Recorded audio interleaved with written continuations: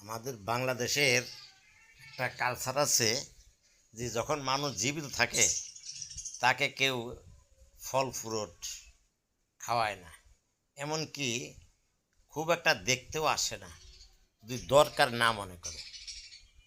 এমন সময় আসে যখন সে মৃত্যু শয্যায়, সে কিছু খেতে পারে না, আল্লাহর নামটাও সে সঠিকভাবে উচ্চারণ করতে পারে না।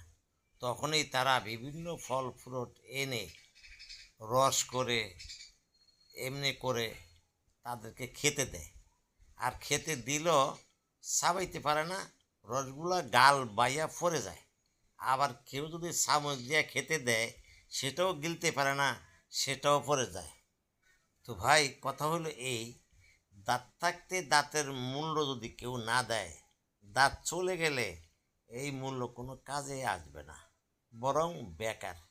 এই জন্য আমরা বাবা মা আত্মীয় স্বজন যারা আছে তাদেরকে জীবিত থাকা অবস্থায় ফল ফ্রুট যা খেতে চায় তা খেতে দিই।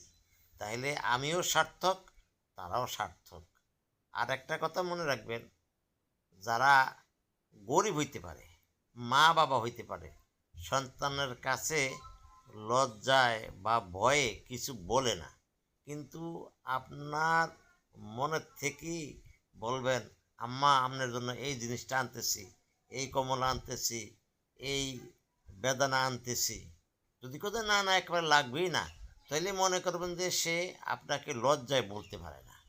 তো আমরা নিজেরা যখন যে কোনো মেহমানের কাছে মৃত্যুসজ্জার আগে টুকটাক যার যেরম সামর্থ্য আছে সে সেইভাবে মেহমানদারি করব, আর সেইভাবে তার খেদমত নিব।